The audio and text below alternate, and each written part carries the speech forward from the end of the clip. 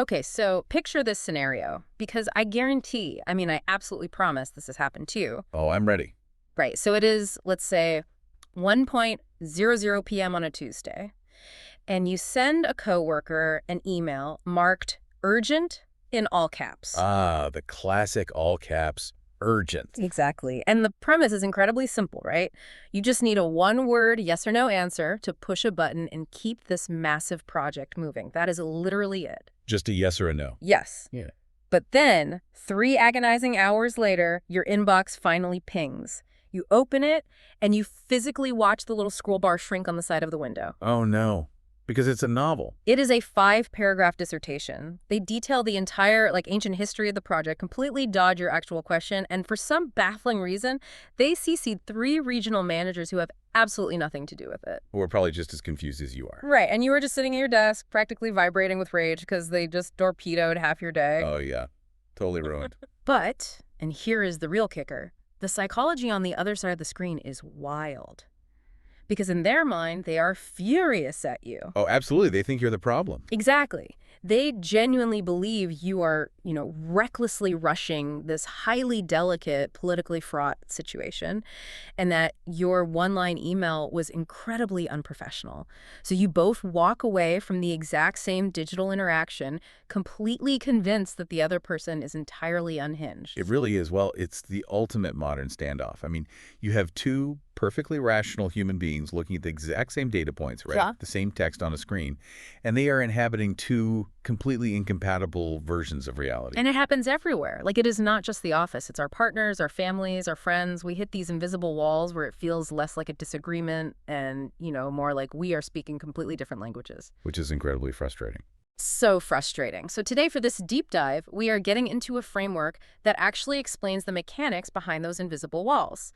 I've been geeking out over these transcripts from this awesome Japanese audio project called ConnectLog. Oh, yeah. ConnectLog is fantastic. Right. The hosts, Italy and Kisuke, they have this incredibly practical mission. They take heavy, dense book knowledge and basically forge it into survival tools for navigating the daily corporate grind. The whole salaryman life. Exactly. Surviving that without losing your mind. Which is such a brilliant approach. I mean, taking abstract theory and actually testing its durability against the friction of everyday life. It's the best way to learn. Yeah. And the book they unpacked recently applies perfectly to that email standoff we just talked about. It's by Kenneth J. Gergen, and it focuses on social constructionism. Right, which sounds super academic. It does. If you follow sociology at all, you've probably heard the term, but what ConnectLog does so well is they strip away all that academic jargon. They aren't using it as a high-level political theory. They are using it as a diagnostic tool for your Tuesday afternoon meetings. I love that. So our mission for you, the listener, today is to figure out how to practically hack your daily life by deeply understanding how we just, manufacture our own realities. And to really diagnose why that email chain went so catastrophically wrong, we have to look at the cognitive foundation of how a human being actually builds a worldview in the first place. Okay, lay it on me. So social constructionism's core premise is that the things we treat as absolute objective facts, whether that's office etiquette or, say, the definition of a successful project, those are actually just social agreements. We just made them up. Basically, yeah. Yeah. Gergen illustrates this beautifully. He asks us to consider the cognitive state of a one-year-old child. Okay, the baby's perspective. That's a great baseline because, they haven't signed any social contracts yet. Precisely. When a one-year-old looks around a room, they don't see furniture or architecture or, social hierarchy. They just see stuff. Yeah, Gergen describes their subjective experience as a buzzing, clattering state of confusion. Their retinas are receiving raw photon data shapes, shifting colors, varying intensities of light. Like a blurry light show. Exactly. And their ears are just picking up raw acoustic waves. But none of those inputs have inherent built-in meaning. It is just an overwhelming stream of unfiltered sensory data. That sounds exhausting, honestly. It probably is. But the world only begins to stabilize and take shape because the people around the child start pointing at the noise and forcing an agreement. Ah, okay. We point at a tall, leafy structure outside and say, hey, that is a tree.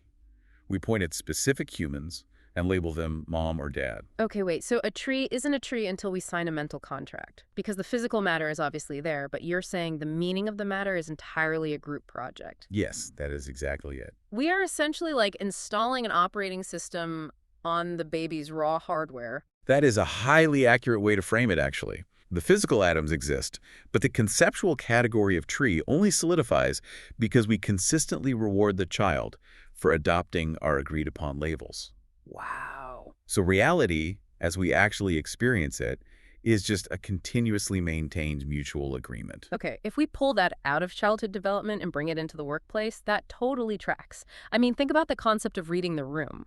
Oh, that's a perfect example. Right. In Japan, the cultural equivalent is reading the air, and it carries massive social weight there. But if we break down the actual mechanics of, like, a tense room, the physical room itself obviously doesn't have a mood. Right, the drywall isn't anxious. Exactly. The HVAC system isn't stressed out about the quarterly numbers. The physical environment is completely neutral. Yes. The heaviness in the air is just a behavioral feedback loop. One person sighs, another person slightly shifts their posture away from the boss, a third person lowers their gaze, and suddenly everyone in the room subconsciously agrees to participate in this shared fiction that the environment is hostile. We literally construct the tension out of thin air. We do, through mutual expectation. If one person were to completely ignore the social contract, stand up and start telling a joke, the entire constructed reality of that tense room would immediately shatter. Because the mood requires absolute complicity to exist. Yeah. And that actually brings up the next layer of this theory. Okay, what's the next layer? Well, if our reality is just a constantly negotiated mutual agreement, it means that absolutely everything is relative. And the Connect log hosts, Italy and Kiski, they made an incredibly sharp connection here. I love how they put things together. Yeah, they mapped Gergen's modern psychological theory directly onto ancient Buddhist philosophy. Great, really? From modern psychology to Buddhism. Yep. Specifically, they looked at the concept of ku, which often translates to emptiness or relationality.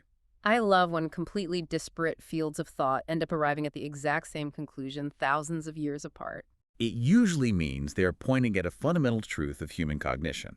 Wow. So the Buddhist concept of ku suggests that no single thing in the universe possesses an independent, permanent essence. Everything is relative. Everything is defined strictly by its relationship to other things, by the boundaries it shares with its environment. To use a simple perceptual example, think about the color red. Okay. The concept of the color red cannot exist in a purely red universe. Red only emerges as reality because we have established boundaries against black, yellow, and blue. Oh, that makes sense. It requires contrast to exist. Exactly. The identity of the color is entirely dependent on what it is not. Which means identity itself is just a network of comparisons. And that applies directly to how we construct our own sense of self. We tend to think of ourselves as having one solid, unchanging personality, right? Yeah, like I'm just me. But structurally, you are a shifting web of relationships.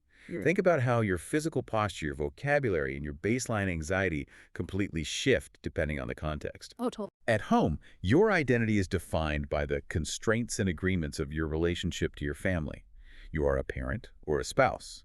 But the moment you walk through the doors of your office building, the social contract changes, and your identity shifts to fit the container of employee. The Connect log hosts actually refer to these context-dependent identities as your alias or your avatars. I like that. Avatars. And we context switch constantly. I mean, think about the tone of voice you use when you answer a phone call from an unknown number versus when you see your best friend's name on the caller ID. Oh, it's night and day. You are physically the same human, but the social contract of that interaction summons a completely different avatar. And usually that context switching is seamless. The friction, the conflict we talked about that emailed at the beginning of the show, that happens when two people bring fundamentally different avatars with completely different operational goals into the same exact space. Okay, I love the philosophy, but if I am just a walking web of relationships, how does this actually help me not pull my hair out in a 3 p.m. status meeting with my boss? Let's get into the mechanics of how we actually deconstruct a workplace argument. Sure. Let's break down a highly specific scenario that Italy and Kiske analyzed. So you are sitting in a cross-departmental meeting. Okay, I'm there. You have great momentum. You were trying to push a project across the finish line. And suddenly, a senior manager derails the entire conversation. The worst. They start obsessively zooming in on minor, seemingly irrelevant details. They want to know exactly who approved a specific subclause, and they want contingency plans for a highly improbable risk that might happen like 6 months from now. And your heart rate immediately spikes because they are killing the momentum. From your perspective, they are actively sabotaging the timeline by focusing on the wrong problem. But here's the profound intervention that social constructionism offers in that exact moment. Tell me. The problem itself does not inherently exist. Wait, okay. To the listener, that might sound totally absurd. Like, of course there's a problem. The deadline is Friday. But the deadline is just another social agreement. In that conference room, you and the senior manager are looking at the exact same spreadsheet. But because of your differing roles, incentives, and historical experiences within the company, you are both practicing selective attention. You're filtering the raw data. Exactly. You are filtering the raw data to construct completely different realities. To your avatar, the project lead, the paramount reality is speed, execution, and momentum. Right, get it done. But to the manager's avatar, whose bonus is likely tied to risk mitigation, the paramount reality is accountability and liability. The conflict explodes because both of you believe that your selective interpretation of the data is the absolute objective truth of the universe. Oh my gosh, yes. It is like two people wearing different colored glasses screaming at each other about what color the sky is. That is a perfect analogy. It's like you are both looking at the same piece of land, but you are holding a topographical map and they are holding a political map. You are arguing over whether a mountain or a border is the most important feature. But neither map is the land. They are just different ways of organizing the data. And the mistake we make is walking into the meeting and screaming, your map is wrong. Exactly. Instead of arguing about the sky, we just need to talk about the glasses. And you cannot resolve the disagreement by arguing over the territory you have to discuss the maps. During the Connect Log book club discussions, an internal auditor actually weighed in on this, which is fascinating. Oh, that is interesting.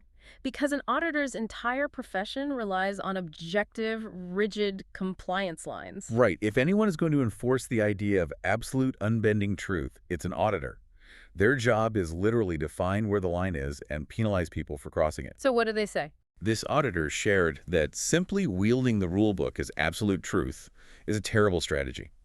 If an auditor walks into a sales department and says, this is the objective truth, you are in violation, you are wrong, the sales team immediately builds a defensive wall. Well, yeah, obviously. Because from the sales team's constructed reality, their goal is revenue, and the auditor is an existential threat to that goal. The auditor realized that the only way to effectively enforce compliance is to first validate the other department's reality. Okay, but how does that actually sound in practice, though, without, compromising the audit? It is a deliberate shift in communication. Instead of debating the fact, you validate their framing. The auditor learns to say, look, I understand that from the perspective of your quarterly sales targets, this compliance check looks like a massive roadblock. Acknowledging their map. Right. And then you say, let's figure out how to satisfy your need for speed while meeting my requirement for compliance. The auditor doesn't abandon their rules, but by acknowledging the validity of the sales team's map, the defensiveness drops. That is incredibly practical. You move from a zero-sum debate over who possesses the truth to a collaborative navigation of two simultaneous realities. Exactly. But, okay, that does push us toward a much heavier question. It is one thing to validate the reality of a sales director or an annoying boss, but what happens when the disagreement is, like, fundamental? What do you mean? What happens when we look at another group of people and we genuinely believe their reality is not just different, but morally abhorrent? Because we see this constantly in geopolitical conflicts and deep societal divides. That is the ultimate stress test for this philosophy. Yeah. And the source material explores this through a deeply poignant, frankly surprising, historical lens. Yeah, this part blew my mind. It's the origin of a Japanese children's superhero named Anpanman. Are you kidding me? A kid's cartoon holds the secret to geopolitical conflict? I know, it sounds crazy. Yeah. Anpanman is an iconic, beloved character in Japan. His head is literally made of anpan, which is a traditional sweet bean pastry. A pastry man, okay. On the surface, it's a lighthearted cartoon. But the creator, Takashi Yanas, developed the character after surviving the horrors of World War II. Oh, wow. He lived through profound starvation, and he watched the propaganda machines of wartime operate firsthand. And he witnessed a terrifying epistemological reality. The concept of justice is entirely fluid. because what is deemed just flips entirely depending on which side of a border you are standing on. Exactly. Janos realized that the narrative of the righteous hero and the evil villain is a socially constructed story that governments and media can rewrite practically overnight to suit their needs. That is terrifying. He recognized that absolute objective justice as an ideological concept does not exist in human conflict. It is always a map drawn by the victor. Which is a chilling realization for someone living through the devastation of a global war. It is a total collapse of meaning. Yeah. So Janos searched for a baseline. He asked himself, if ideological justice is just a constructed illusion, what is the one undeniable, unflippable truth? And what did he find? He concluded that the only absolute reality, the only thing that bypasses social construction entirely because it is purely physiological, is the suffering of a starving person. For Janos, the only true justice was simply feeding someone who is hungry. Wait, so that is why Anpanman's ultimate superpower isn't shooting lasers or punching bad guys. His heroic act is tearing off a piece of his own pastry head and letting a starving person eat it. He literally sacrifices a piece of his own identity to alleviate the immediate physical suffering of another. That is so heavy. And if we scale Janos' realization back up to how we view societal conflict, it shifts everything. We habitually look at outgroups, people with different political views, different cultural backgrounds, and we yell, they are wrong. We declare their reality absurd. Right. But unless we are willing to do the hard cognitive work of understanding the historical architecture of their worldview, why their environment incentivizes them to construct their reality, that way we will never find common ground. We will just be two avatars screaming at each other from across a void. It is deeply humbling. It strips away the arrogance of assuming our default setting is the center of the universe. But paradoxically, once you accept that all these ideological structures are essentially made up, it becomes incredibly empowering. It really does. It unlocks a psychological state that the Japanese call yo-yo. Yo-yo. Yes, it translates roughly to having mental bandwidth or room to breathe. Room to breathe. I'd love that. It is the psychological space that opens up when you stop defending your constructed reality as if your life depends on it. And the reason you get that room to breathe is because once you realize a reality is constructed, you suddenly understand that it can be deconstructed. The walls aren't made of concrete, they are made of agreements. Which means you can renegotiate the contract. Exactly. ConnectLog used the classic Thomas Edison light bulb example here. Now, I know every listener has seen that Edison quote on a motivational poster in a dentist's office. Oh, the I didn't fail, I just found 10,000 ways that won't work quote. Yes. It is incredibly cliche, but social constructionism actually explains why that mindset works on a mechanical level. Yeah, it is not just blind, toxic positivity. Right. Let's look at the actual mechanism of what Edison was doing. When a filament burns out, the objective physical reality is simply that the electrical current broke the material. Right. Failure is not a physical property of the universe.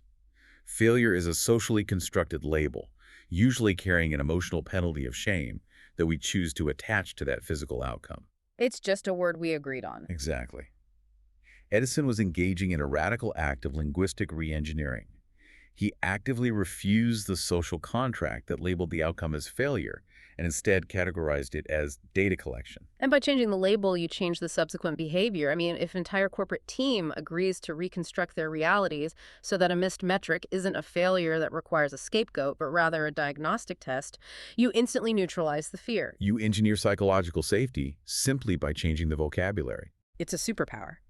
But ConnectLog took this a step further and applied this idea of yo-yo to a much darker situation, people trapped in highly abusive environments, like the infamous black companies in Japan, or kids dealing with severe systematic bullying. This is where understanding cognitive mechanisms becomes a literal lifeline. When a human being is embedded in a highly toxic, abusive environment, chronic stress alters their brain chemistry. It physically changes them. Yes. They experience cognitive tunneling. Their brain narrows its focus strictly to immediate survival within that specific environment.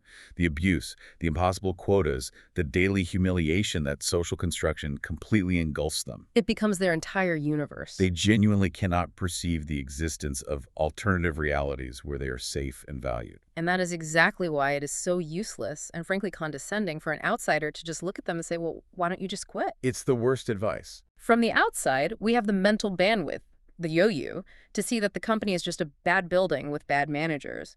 But to the person trapped inside, quitting feels like stepping off the edge of the flat earth. Exactly. Telling them to just quit is demanding they take an action in a reality they currently cannot access. The role of the outsider isn't to issue commands. So what is it? The role of the outsider is to introduce gentle cognitive dissonance. You help them deconstruct their prison by asking epistemological questions. Hmm. You ask, what is the absolute worst thing that happens physically if you miss this deadline? You slowly poke holes in the walls of their constructed reality. Yes.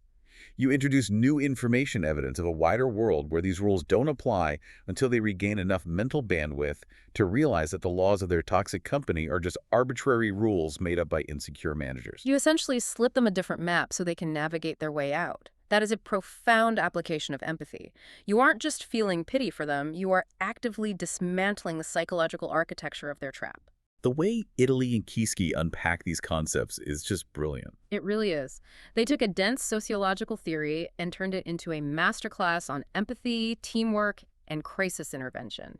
And I know we are going to dive into their next Connect Log book club pick soon, which is Hideki Wada's The Science of Cheerful People. Which serves as a perfect companion piece to this conversation. It focuses on taking actionable control over the mindset and the realities we choose to inhabit. Right. And to be perfectly clear, based on the source notes, this next book is not about forcing yourself to become some loud, obnoxiously upbeat parapi, which is Japanese slang for a party animal. No, definitely not. We are not advocating that you suppress genuine negative emotion or fake a smile through a crisis. The focus is on the science of lowering the cognitive hurdles in your own life to systematically generate that room to breathe. It is about engineering practical resilience, not performing forced exuberance. I am really looking forward to tearing into the mechanics of that. It's going to be great. But for today, we have to wrap this deep dive up. And I want to leave you, the listener, with a specific practical challenge for the rest of your week. Oh, homework. I like it. Fun homework. The next time you receive a completely baffling, out-of-left-field request from a coworker, or you find yourself locked in a ridiculous argument with your partner about the correct chronological order to load the dishwasher. Which is a very real argument. Very real. When that happens, catch yourself. Do not immediately default to the assumption that they are irrational or unhinged. Stop, take a breath, and ask yourself a mechanical question. What reality are they living in right now where this makes perfect sense? Find their map and talk about the map. That's great advice. And I will leave you with one final thought to process, pushing Gergen's theory to its ultimate personal conclusion. Ooh, right? If reality is truly just a negotiated social agreement, consider the biggest, most stubborn flaw you believe you possess. Oh, wow. That specific trait you constantly criticize yourself for. What if it isn't a biological law of nature? What if it is just a socially constructed problem based on an outdated map? What if you and the people who care about you could simply agree to unname it tomorrow? Because at the end of the day, whether you are firing off a one-word urgent email or crafting a 5-paragraph reply, you're both just sitting behind keyboards hoping someone else is willing to understand your universe.